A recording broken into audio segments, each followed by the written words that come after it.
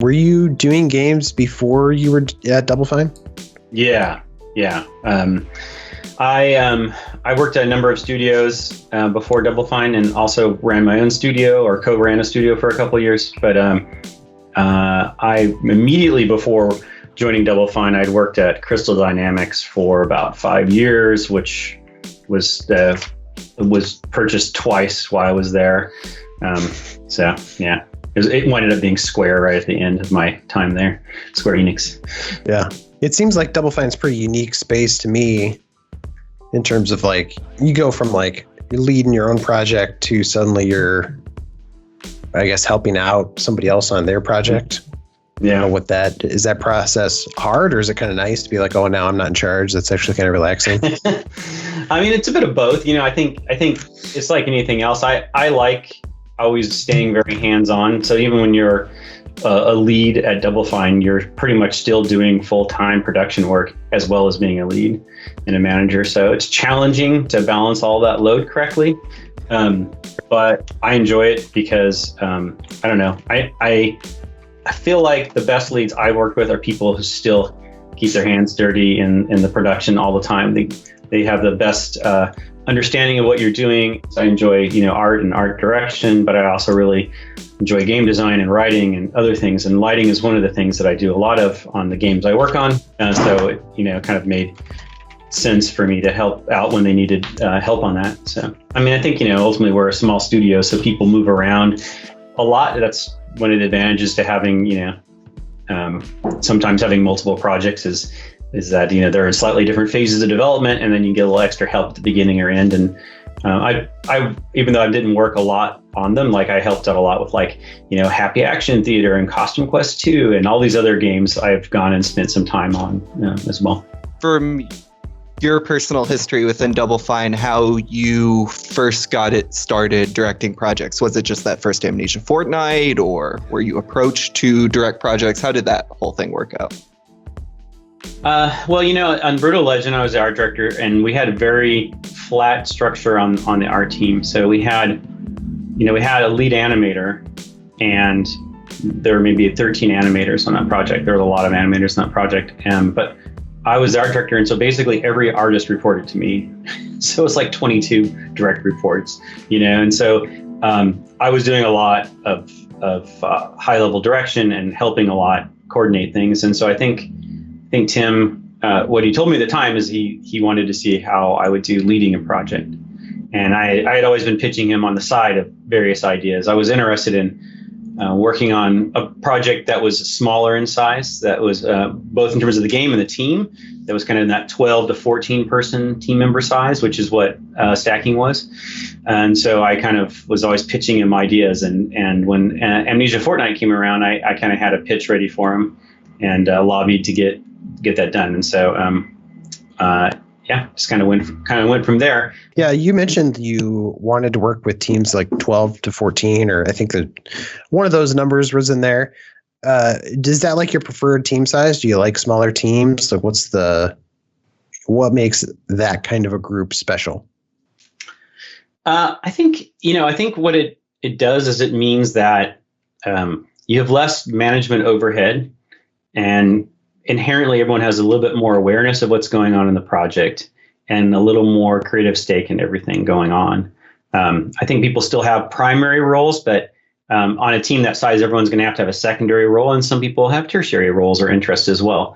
And I like that. That becomes too challenging on a large project. I think to do that entirely. I mean, obviously we try to some extent to keep things flat here and collaborative, of course, but it's super challenging. And then you just have like a whole team of producers who are documenting the collaboration and communicating the collaboration, as opposed to people just collaborating. So I like that aspect. And I think I wish in general games were smaller. I don't want to play a 40, 60, 80-hour game, generally speaking. Maybe you have room in your life for one or two of those. But I like things that have an impact on me don't have to be huge. And I do, I play some games of service, as everyone else does, that are like perpetual games, but I also I like having an impactful 4-hour experience. And I do think that a lot of the tenets of game design, and maybe some things I don't care for about game design manipulating player behavior, are a result of long games and keep trying to keep people engaged as the rising cost of content. And then they're like, but we have to keep them here for 80 hours. So here's a bunch of grindy secondary missions that no one gives two shits about, but they're in the game. Do you have any insight into like why the industry leans that way towards making bigger games, where the movie industry seems fine at like a 2-hour movie, 3 hours pushing it? But why are games just like, well, it has to be a big experience. If it's only 2 hours, nobody's going to buy it, that kind of thing. Well, I think it's a really complex question and answer. I think there's a lot of factors that funneled into that over the time. I think, back in once Nintendo resurrected the industry, they basically turned it into a children's toy, which basically turned reviews for 15 years into value propositions for parents buying their kids stuff for Christmas. And that was all about, like, once it's being seen through that lens, it's all about like value, and it's all about like surfacing labor, I mean, there's still probably half the world still thinks modern art is a scam, and they look at something that's 100 years old and go, but I could have done that. They don't really get it, right? So a lot of it's about surfacing labor, like craft, and making people like, yeah. So I think part of it is that value proposition as a toy, and that's obviously changed a bit.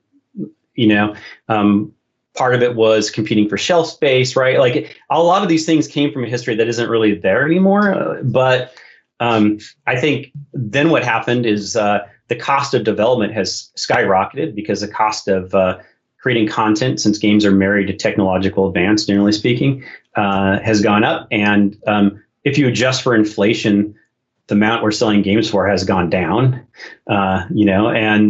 so what do? You try and find ways to deal with that. So yeah, some people outsource, or most people do in some percentage. You get players to keep engaging and returning to the content so that you can sell them other things. I mean, there's a lot of these factors all piling in. I do feel like a breath of fresh air happened when sort of downloadable or digital content for games sort of like balance things out a bit, because smaller experiences became possible again. There are other price points other than a box retail game. And so if you sell something for $15 or $10, the expectations are naturally, or at least they were, I think nowadays people expect a AAA game for $15, but there was a number of years there where people could kind of adjust that a bit. And that was great. I mean, there's just so many reasons for it. I think, things get established in the industry, and it kind of just changes players' expectations. Movies were never 20 hours long. They came out of the history of plays, and plays weren't 20 hours long, other than, I guess anything Wagner may have written. It's not really a play, but I think, I guess if you look at like Netflix and the series they put on, and, that's, people binge watch that a lot of times, these series, and that's like 12 hours of content. It's not 2 hours. And so I don't know how that's mixing things up for people either nowadays in terms of what people expect even in that media. Double Fine, over the last like 10 years, it feels like Double Fine's really pushed to combat crunch. And I'm just curious, speaking from your perspective, what has that journey been like, and why do you feel that crunch is a hard thing to combat as a company? Yeah, I think crunch has been talked a lot about in the industry just at large for a while now, and I think obviously it's bad for everyone, but I also think the challenge in talking about it is that crunch has no definition.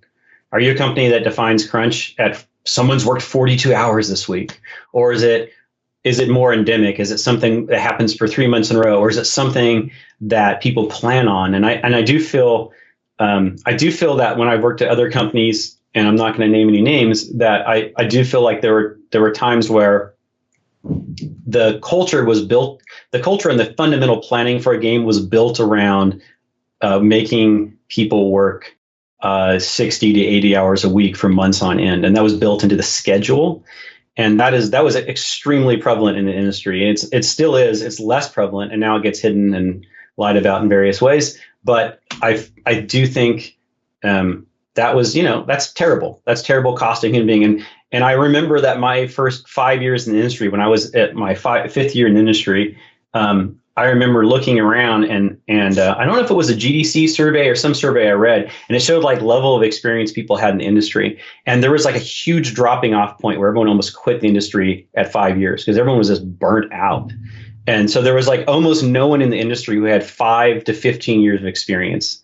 It was like everyone was either under 5 or over 15 because they'd been around for a long time and they're probably in a higher level position. And it was really, and of course it didn't say why, it was a survey. And I was like, well, I know one of those contributing factors was that.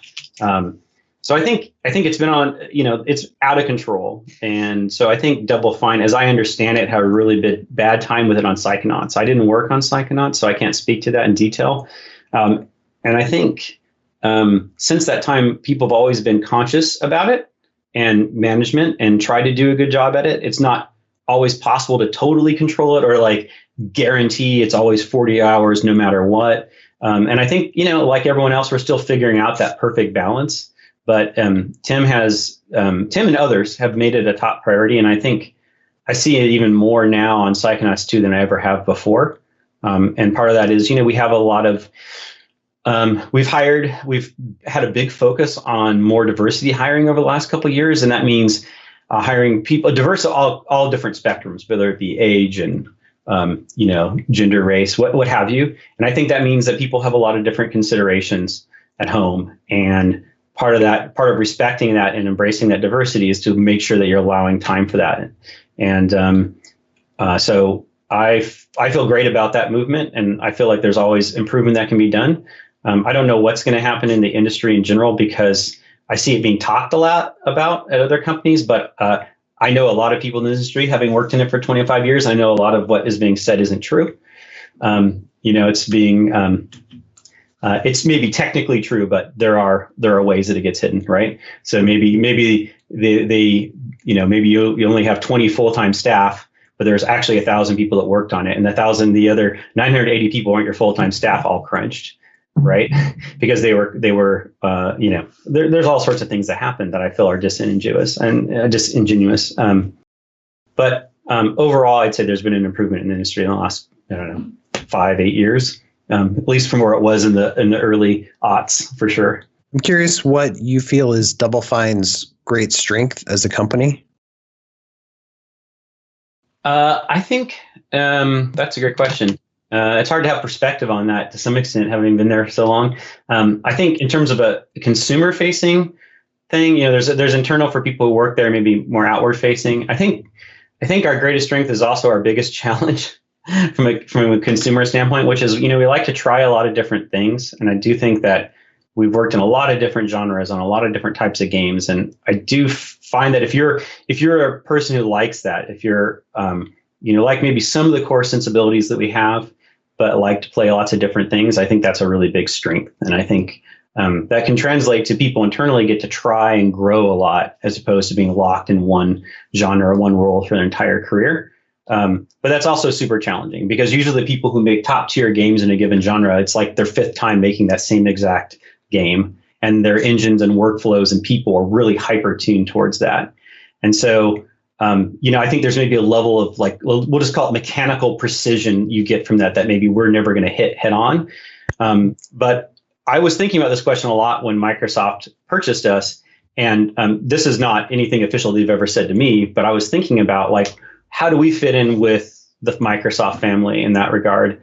And, with something like Game Pass, it's a platform and there's a lot of different offerings there. And, we're never going to be like the Forza developer or the Halo developer. But I do think we can reliably produce different experiences on we've done it, on a frequent thing that are enjoyable and good and unusual. And so it becomes something unique that can be put to that platform that I think overall, when you look at the broad spectrum, you're going to get something a little different coming from us and pretty consistently delivered at a quality level. So I think that's probably our greatest strength, is that we can do that.